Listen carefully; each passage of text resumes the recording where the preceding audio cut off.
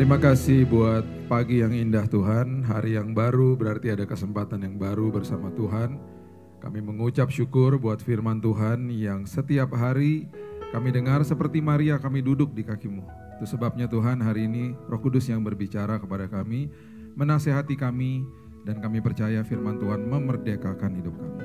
Kami sambut firman kebenaran di dalam nama Tuhan Yesus, Juru Selamat kami yang agung, kami berdoa, kita sama-sama katakan, amin, amin, amin, amin, amin, amin. Silakan duduk.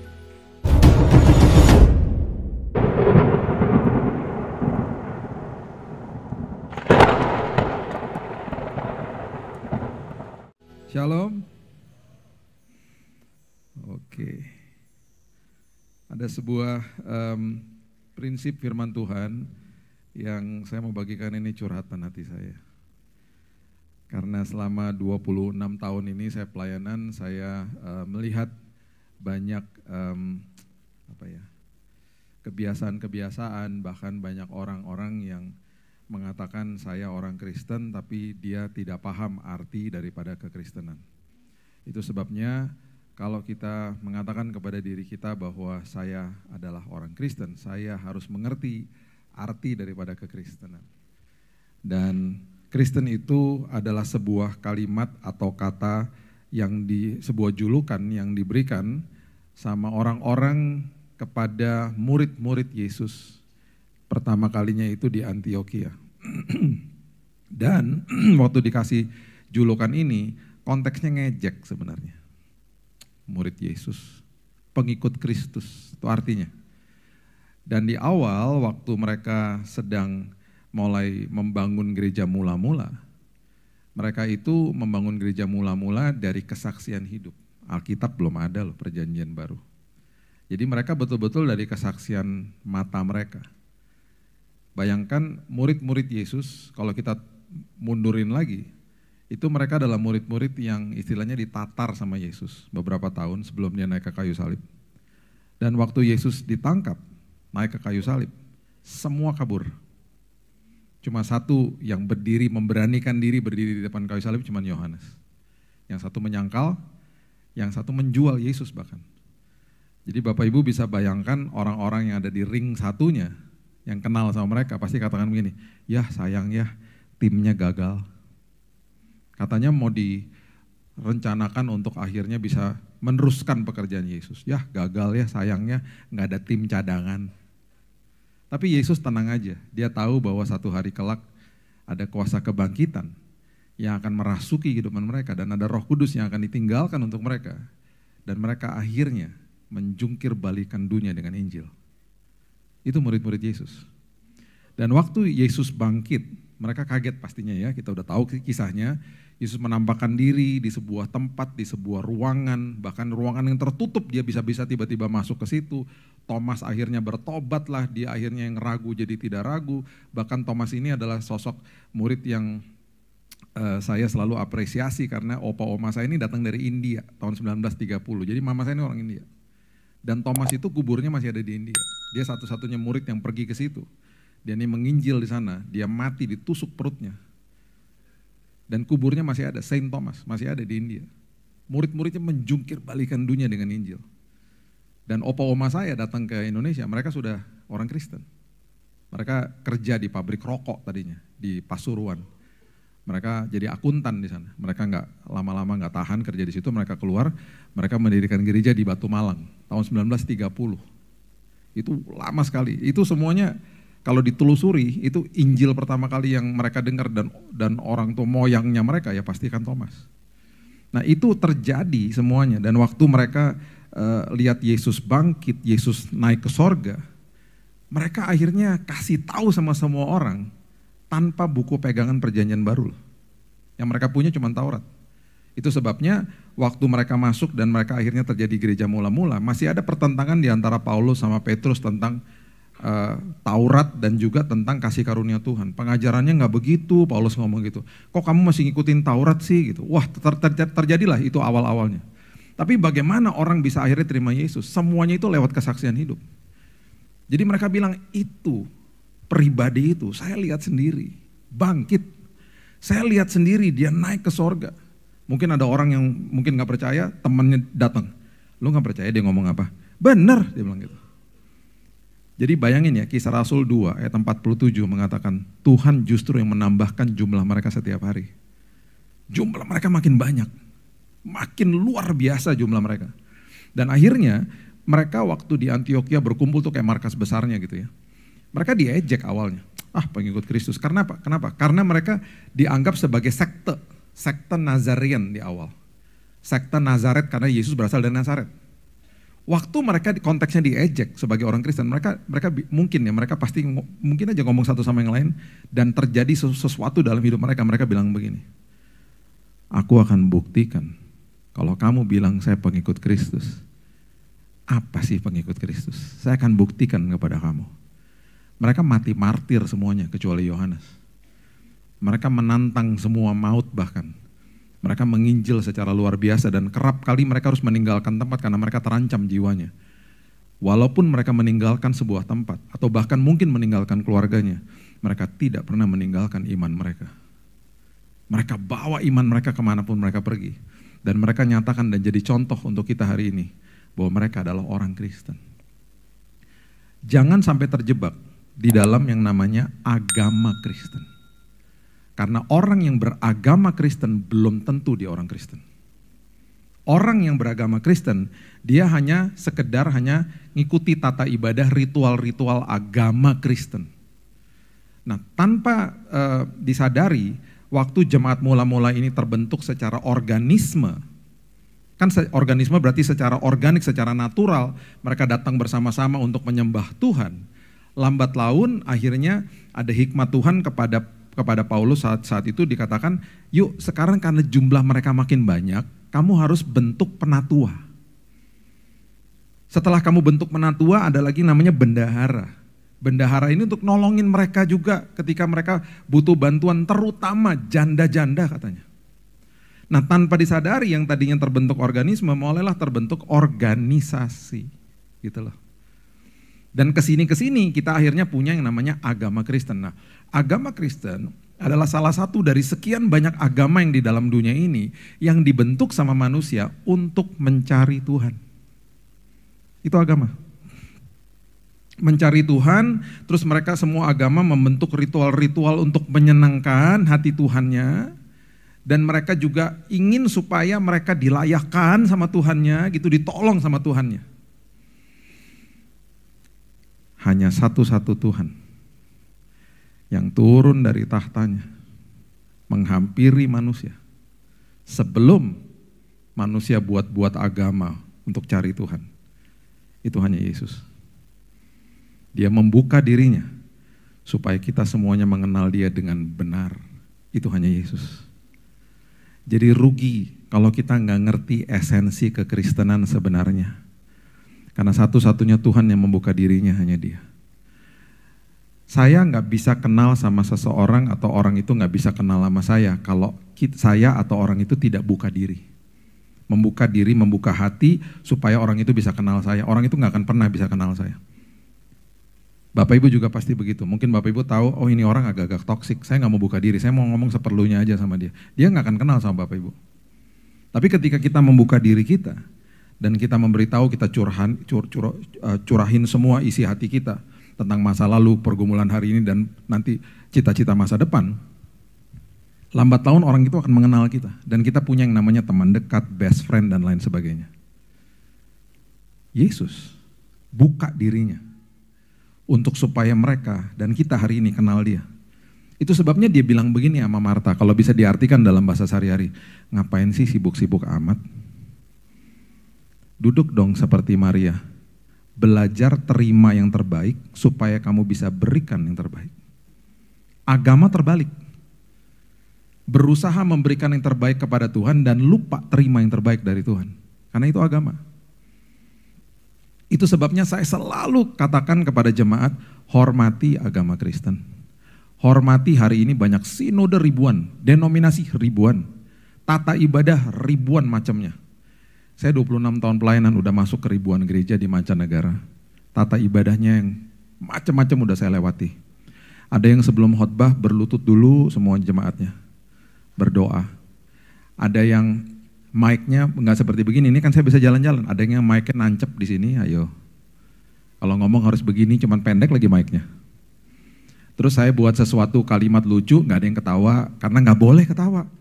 Setelah selesai, habis ibadah, jemaatnya nyampein, Pak, tadi kami ketawa loh Pak ya, tapi dalam hati. Bukannya ngecuekin Bapak loh Pak, cuman nggak boleh Pak, di sini harus sunyi, katanya gitu. Itu tata ibadah kan beda-beda. Dan karena semuanya dibentuk sama manusia, pasti ada kekurangan, betul nggak? Di dalam organisasi ada kekurangan, timbullah juga ada politik di dalamnya. Politik uang lah, politik kekuasaan lah, saling sikut, adalah. Karena dibentuk sama manusia. Jadi itu sebabnya saya selalu katakan hormati. Jangan dikultuskan. Kejar Yesusnya, gitu loh.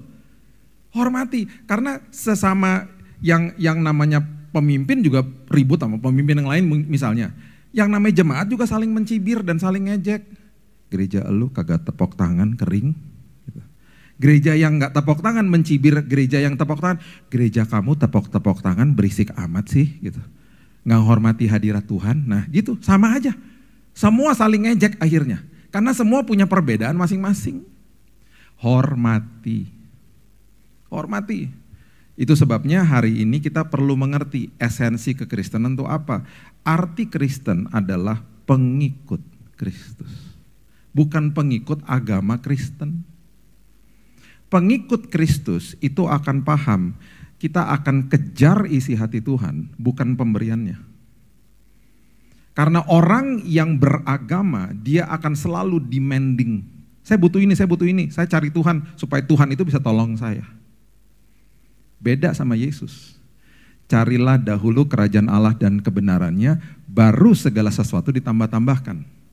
Kita maunya ditambah-tambahin dulu, baru cari Tuhan. Itu sebabnya banyak orang Kristen kecewa sama Tuhan. Karena gak ngerti bobot kekristenan yang sebenarnya. Gak ngerti arti yang sebenarnya. Coba lihat ya, ini saya kasih contoh yang dahsyat sekali, yang luar biasa. Dan coba kita lihat ya, secara natural ya, manusia tuh sukanya tuh apa sih? Yang dikejar apa sih? Coba lihat ya, Yosua 1 ayat 2-6. Ini sangat dalam dan sangat hebat sebenarnya. Apa yang ditulis di sini, apa yang Tuhan berikan kepada mereka. Coba lihat ya, Yosua 1 ayat 2. Hambaku Musa telah mati.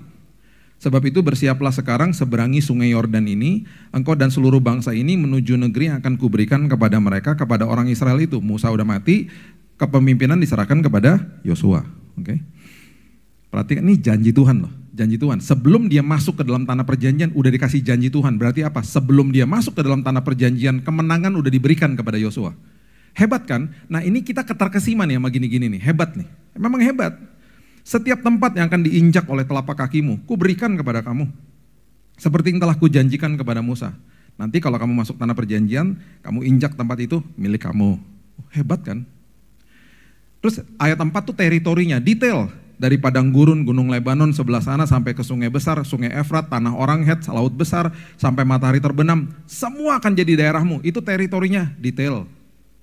Ayat 5, seorang pun tidak akan dapat bertahan menghadapi engkau seumur hidupmu. Tempat yang kau injak kakimu akan jadi milikmu. Teritori detail. Setiap musuh mau melawanmu seumur hidupmu, kamu pasti menang. Oke? Itu janji Tuhan. Dan kita terkesima sama janji Tuhan. Dan gak apa-apa, itu natural dan itu sah-sah aja. Bahkan di Roma 8 ayat 17 dikatakan kamu adalah anak, ahli waris, dan orang yang punya hak penuh atas semua janji Tuhan. Betul, itu hak kita kok. Nah, waktu kita udah dapat janji Tuhan, hari ini juga ada 7.000 janji Tuhan dalam firman Tuhan untuk kita semua. Waktu udah dapat janji Tuhan dan kita sekarang akan berhadapan sama masalah. Karena Yosua waktu masuk ke dalam tanah perjanjian tetap harus ngelewatin sungai Yordan. Harus ngelewatin tembok Yeriko. Harus ngelewatin rintangan. Terus dia akan memimpin bangsa yang bersungut-sungut, yang gak tahu diri gitu ya. Jadi waktu dia mau masuk ke sana, Tuhan udah tahu nih, janji udah dikasih, tapi kamu tetap akan melewati rintangan. Nah ini yang Tuhan kasih ayat berikutnya, kalimat berikutnya. Di ayat 5 dikatakan begini, seperti aku menyertai Musa, demikianlah aku akan menyertai engkau. Aku tidak akan membiarkan engkau, dan aku tidak akan meninggalkan engkau. 3 pernyataan ini seringkali kelewat sama manusia karena kita terkesima sama janjinya. Jadi selama doa, jadi kalau saya lontarkan kata doa ya, konotasi kata doa itu adalah jawaban doa. Dan seringkali ketika kita menanti jawaban doa, karena kita fokusnya sama jawaban doa, kita fokusnya sama apa yang Tuhan bisa lakukan untuk kita tidak menikmati penyertaan Tuhan. Padahal itu adalah momen yang paling penting untuk kita kenal Dia dengan lebih luar biasa. Kita nggak nikmati prosesnya selagi nunggu karena kita bersungut-sungut dan kita mulai bilang, ini lama amat sih. Ini mau kemana sih nih? Kok Tuhan nggak jawab-jawab sih? Dan karena kita nggak nikmati penyertaan Tuhan, kita nggak nikmati Tuhan tidak akan membiarkanmu, tidak akan meninggalkanmu. Lama-lama kita bersungut-sungut, kita mulai bilang begini, Tuhan dengar nggak sih doa saya? Tuhan ada nggak sih? Akhirnya mempertanyakan Tuhan. Itu yang membuat saya sedih. Karena banyak orang Kristen yang sekedar hanya kejar janji Tuhan, nggak nikmati penyertaan Tuhan. Padahal justru itu yang Tuhan mau kita kerjakan dan kita diubahkan dalam kondisi itu. Itu sebabnya ayat berikutnya mengatakan begini, kuatkan dan teguhkan hatimu. Karena sebelum kamu dapat janji, kamu akan lewatin rintangan. Dan kata kuatkan dan teguhkan di Yosua 1 ini diucapkan sama Tuhan sampai 4 kali. Karena Tuhan tahu, sebelum kamu dapat jawaban itu, kamu akan lewatin rintangan. Dan banyak manusia yang nyerah di dalam prosesnya. Dan Tuhan katakan begini, kenapa harus kuatkan dan teguhkan hatimu? Sebab engkau akan memimpin bangsa ini. Memiliki negeri yang kujanjikan dengan bersumpah kepada nenek moyang mereka untuk diberikan kepada mereka. Hari ini Bapak Ibu kita nggak pimpin bangsa. Hari ini kita pimpin pribadi yang paling susah diatur. Siapa? Diri kita sendiri. Paling susah diatur diri kita sendiri. Pribadi yang paling sering bicara sama kita siapa? Diri kita sendiri. Dan kalau diri kita ini tidak mengerti kebenaran firman, kita akan ngasih tahu diri kita ini sesuatu yang salah terus dan kita akhirnya nyerah, komplain sama Tuhan. Dan kita nggak pernah kenal Dia. Sekarang saya mau kasih ini analogi yang berikutnya supaya kita makin ngerti. Taruh ya. Angka 8 itu adalah tujuan kehidupan yang Tuhan mau bawa kita ke situ. Untuk sampai ke angka 8 bisa berbagai cara. 4 tambah 4, 8. Betul? 6 tambah 2, 8. Oh ditambah-tambahin sama Tuhan, betul kok. Tuhan akan bawa terus naik, gak turun, betul. Bahkan multiplikasi terjadi Pak, 4 kali 2, 8. Pernah gak kita mikir, 9 kurang 1 juga 8. 10 kurang 2 juga 8. Sesekali dalam hidup kita Tuhan biarkan terjadi sesuatu kehilangan dalam tanda kutip. Kehilangan kesempatan mungkin, kehilangan pertemanan mungkin, kehilangan sesuatu yang kita anggap tuh kehilangan. Itu ternyata Tuhan lagi bawa kita naik. Untuk sampai ke angka 8 itu tujuannya Dia. Dia kikis sesuatu dalam hidup kita dan kita ngerasa kita kehilangan sesuatu. Padahal Tuhan lagi bawa ke dalam perjalanan yang indah. Justru di momen-momen seperti begitu, apakah masih bisa deklarasi lewat mulut kita, Tuhan itu baik. Tuhan itu setia. Kalau kita mengatakan bahwa saya adalah pengikut Kristus, berarti tangan yang perkasa memegang tangan kita dan kita cuma ngikut sama Dia. Dan kemanapun Dia bawa kita akan senantiasa bilang begini, terima kasih ya Tuhan, bahwa selama tanganmu yang perkasa pegang tanganku, pasti ujung perjalananku aman dan nyaman. Udah pasti. Selama Engkau tuntun aku ya Tuhan, selagi masuk ke dalam lembah kekelaman pun sekalian masuk ke dalam situ. Gak apa-apa, karena Engkau yang tuntun aku Tuhan. Justru di dalam momen-momen yang seperti itu, aku banyak berubah, aku makin dengar suaramu, aku makin tertata imanku. Karena harus ngelewatin momen-momen seperti itu. Dan selalu yang Dia katakan, Dia janjikan kepada Yosua, aku selalu menyertaimu. Aku tidak akan membiarkanmu, aku tidak akan meninggalkanmu. Alami itunya. Jangan alami sekedar hanya jawaban doa, itu kerdil rohani. Alami penyertaannya. Alami hal-hal seperti itu, makin dewasa rohani kita. Yang kita kejar akhirnya isi hati Tuhan. Makanya 90% orang yang datang kepada saya selama 26 tahun ini, kalau minta doanya gini. Pak doain Pak, bisnis lagi seret. Pak doain Pak, lagi resesi Pak, supaya profit perusahaan saya. Pak doain Pak, barang lagi ketahan tuh Pak di bea cukai. Pak doain Pak supaya anak kuliahnya lancar. Pak doain Pak supaya anak dapat jodoh. Tahu nggak saya ngerasa apa? Saya ngerasa ya Tuhan itu dewa, saya dukun. Lama-lama saya gini, lama-lama gocar, saya minta-minta doa terus ya. Saya mau boarding di pesawat, tinggal 3 orang lagi, ditepok. Pak Billy ya, iya, boleh minta doa Pak? Saya pikir dia takut terbang, emergency. Saya melipir down ke kiri, Bapak, Ibu, 2 anak. Apa Pak, mau doain apa? Terserah Bapak, saya juga bingung, terserah Bapak ya Pak, doain Pak. Tunggu aja ntar landing Pak, kalau kayak begini. Jangan kultuskan hamba Tuhan. Hamba Tuhan bukan mediatornya Yesus. Saya hanya penyampai kabar keselamatan. Mentang-mentang berdiri di mimbar agak tinggi, dekat sorga apa? Enggak, sama. Roma 8 mengatakan semua kita dikasih kuasa yang membangkitkan Kristus dari kematian. Kuasa kita sama loh. Gunakan kuasa itu. Aktifkan imanmu, jangan ngedompleng iman orang. Gak apa-apa minta doain, it's okay. Kadang-kadang kita lemah perlu didoakan, tapi aktifkan imanmu. Hanya 10% yang datang ke saya ngomong gini, Pak, bisnis lagi seret, doain ya Pak, supaya saya berubah. Doain ya Pak, supaya saya kuat.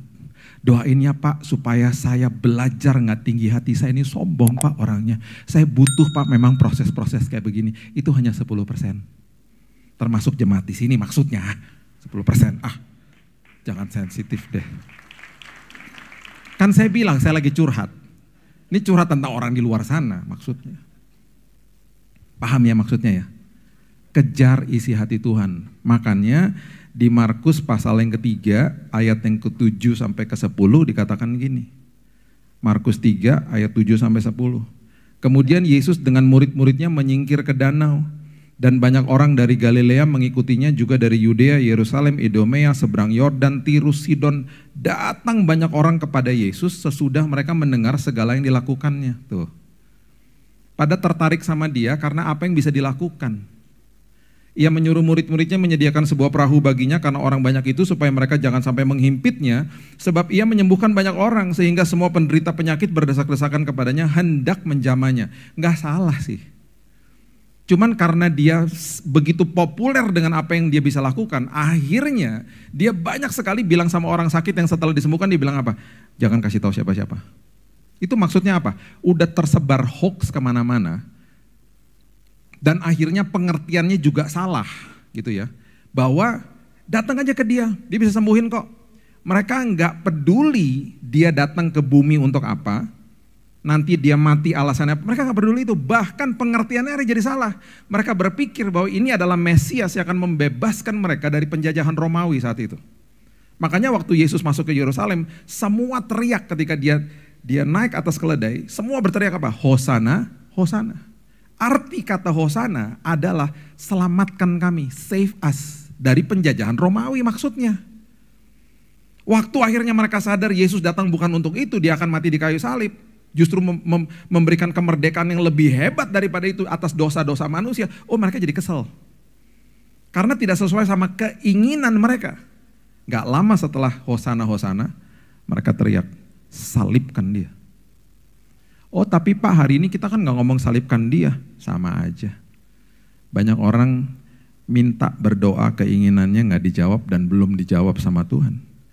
Mereka bilang begini, aku kecewa Pak sama Tuhan. Sama aja dengan orang yang berteriak salibkan dia. Karena yang dikejar pemberian tangannya, bukan hatinya. Akhirnya kekristenannya tidak pernah teruji. Tidak pernah bertumbuh di dalam kasih karunia. Karena yang dikejar hanya kado demi kadonya Tuhan. Akhirnya hidupnya gak jadi kado juga buat orang lain. Karena yang dikejar hanya itu terus. Dan itu sebabnya anak-anak kita kalau kita kasih kado akan kabur sama kadonya. Betul gak? Dan kita orang tua ngajarin anak-anak kita untuk bilang terima kasih, betul? Mereka dapat kado kan, mereka kabur sama kadonya. Orang tua bilang apa? Bilang apa? Ya. Waktu anak-anak saya bilang terima kasih, saya juga gak dilihat. Yang dilihat kadonya. Dapat kado, bilang apa? Thank you mami, thank you daddy. Saya nggak dilihat, dia terkesima sama kadonya. Dia bilang terima kasih karena diharuskan, bukan dari isi hatinya. Waktu saya pulang dari luar kota, waktu mereka masih kecil-kecil, mereka pelukin saya memang. I miss you dad, aku kangen banget, seneng banget dengernya. Ujungnya tapi gak enak, oleh-olehnya mana? Karena mereka paham, mereka cuma lihat saya salah satu sosok pribadi yang selalu bawa oleh-oleh untuk mereka. Akhirnya mereka sadar sekarang hari ini kan udah gak gitu. Udah umurnya 24, 17 tahun kalau melukin saya, I love you dad, titik. Gak ada kondisinya. Aku kangen dad sama daddy, titik. Udah gak ada embel-embelnya, kan beda karena udah dewasa. Anak saya waktu umur 9 tahun si Keaton, saya beliin dia Lego karena dia suka Lego, tiba-tiba dia mulai sadar, semua ini pakai uang. Terus dia bilang gini, itu tadi pas bayar di dalam, itu gak pakai uang kan? Pakailah. Kok aku gak lihat uangnya, cuma lihat kartu, itu kartu kredit. Berarti gak bayar dong. Dia masih gak ngerti kan, itu bayar juga, cuman bentuknya kartu kredit. Nanti ada tagihan datang, kalau tagihan datang banyak yang nangis. Lihat tagihannya. Terus dia bilang begini, dia tiba-tiba berempati gitu sama saya. Dedi, aku punya solusi kalau Dedi gak punya uang. Solusinya apa dek? Itu berapa hari lalu, berapa minggu lalu, aku diajak sama Oma pergi ke sebuah mesin. Oma pencet-pencet mesinnya keluar uang. Kalau Dedi gak punya uang, ke situ aja pencet-pencet uang pada keluar katanya. Saya bilang kalau kamu ke situ, kamu masukin kartu, kamu pencet-pencet saldonya 0, itu ketelan kartunya. Dia mulai sadar ini pakai uang, sampai di rumah kadonya gak dibuka. Dia melukin saya sampai malam tidur sama saya, sampai besok paginya baru dibuka kadonya. Istri saya bilang begini, wow udah dewasa. Yang dikejar pemberinya, bukan pemberiannya. Makanya Lukas 17, ketika si kusta-kusta pada disembuhkan, coba perhatikan. Lukas 17 ayat 11, coba lihat ya. Dalam perjalanannya ke Yerusalem, Yesus menyusur perbatasan Samaria dan Galilea. Ketika ia memasuki suatu desa, datanglah 10 orang kusta menemui dia. Mereka tinggal berdiri agak jauh dan berteriak, Yesus, Guru, kasihanilah kami.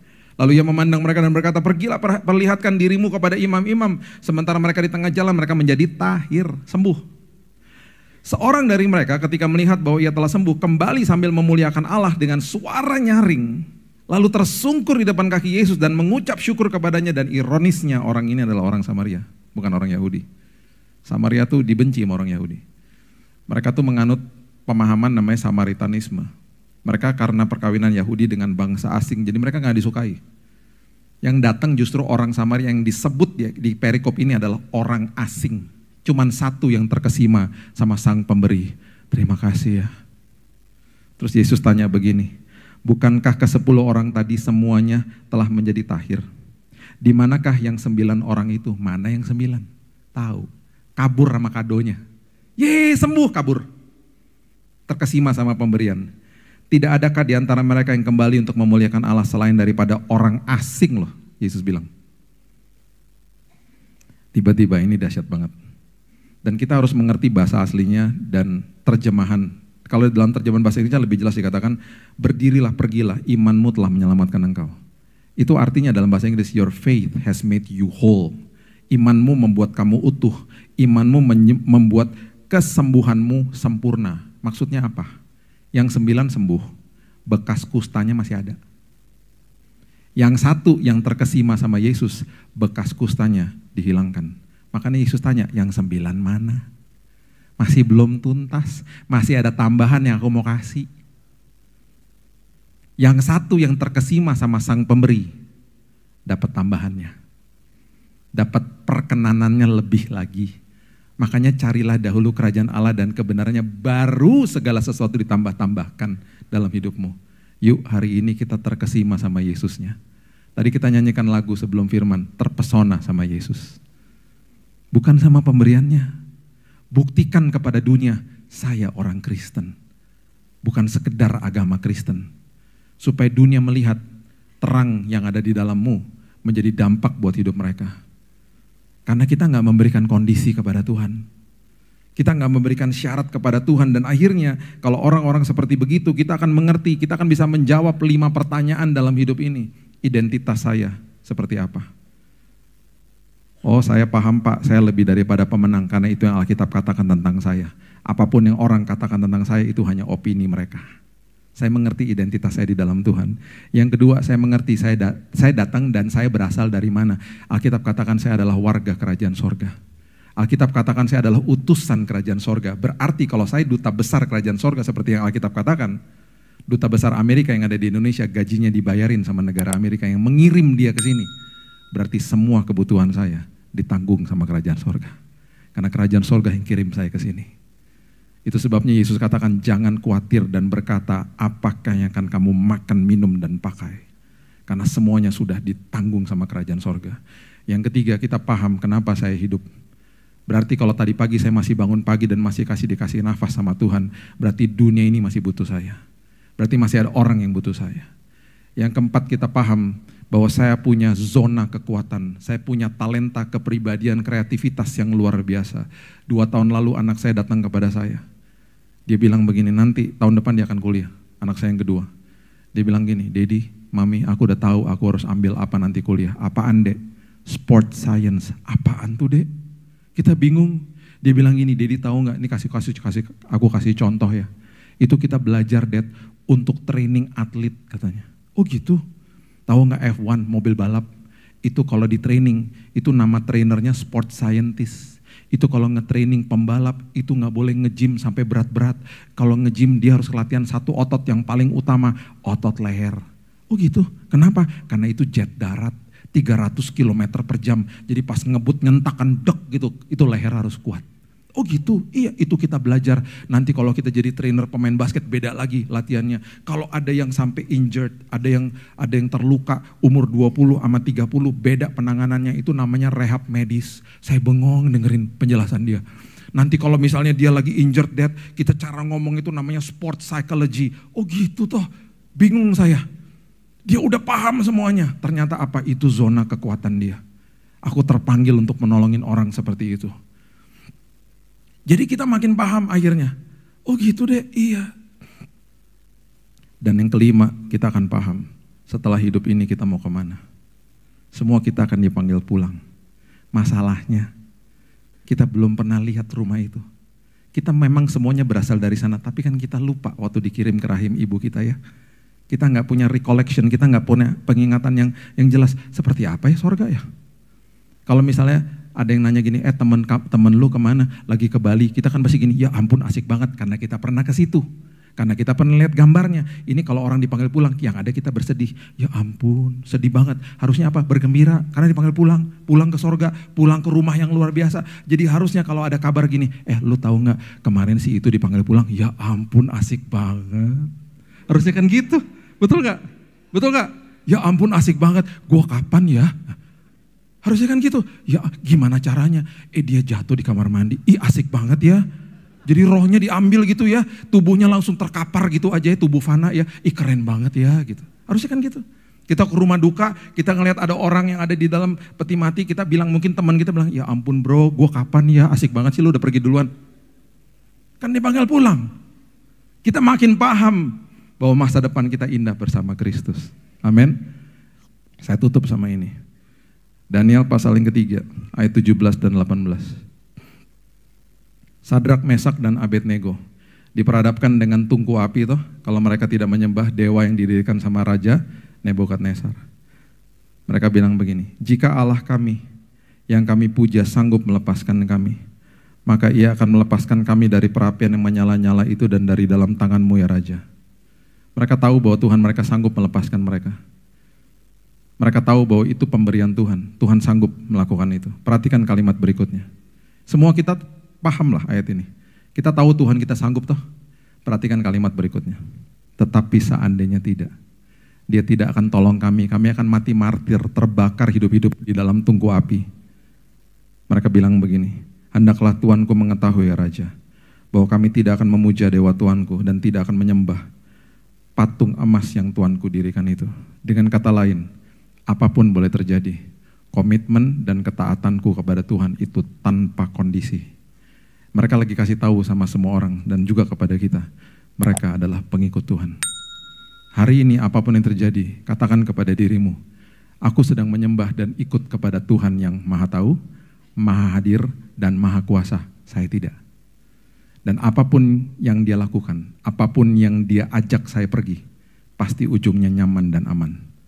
Karena saya menyembah Tuhan seperti itu. Teman saya tutup dengan ini, teman saya nyiapin ruang ibadah di hari Sabtu, buat ibadah hari Minggu, di sebuah gereja kecil.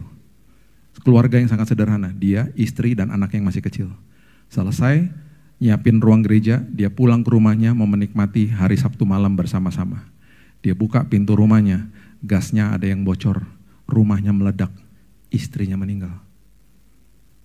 Baru pelayanan loh. Dia sama anaknya luka bakar.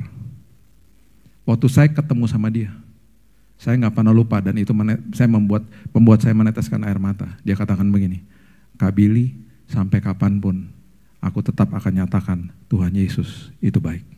Tuhan Yesus itu setia dalam hidupku. Bagi saya itu adalah mengikut Kristus. Bagi saya itu orang Kristen yang sebenarnya. Pertanyakan itu kepada diri kita hari ini. Apakah saya mengerti kekristenan yang sebenarnya? Apakah saya hanya kejar-kejar pemberian Tuhan? Atau saya benar-benar ingin tahu dan mengejar isi hati Tuhan untuk saya? Itu yang membuat kita makin dewasa dan membuat hari-hari kita ketika kita bangun pagi pasti tersenyum. Karena hidup itu begitu indah bersama dengan Yesus. Berikan tepuk tangan kita untuk dia. Bapa yang baik, terima kasih buat pagi yang indah ini. Aku percaya Tuhan firman-Mu menjadi pelita bagi langkah hidup kami. Dan aku percaya firman-Mu Tuhan memerdekakan setiap hidup kami. Tolong kami Tuhan hari ini supaya kami makin sadar. Bukan hanya pemberian-pemberian Tuhan yang kami kejar, tapi betul-betul isi hati Tuhan. Kalau kami disebut orang Kristen, itu berarti tanggung jawab yang luar biasa. Itu harus sesuatu yang harus kami buktikan kepada dunia. Lewat tindakan dan perkataan kami, biarlah orang-orang tahu bahwa kami adalah pengikut Kristus yang setia.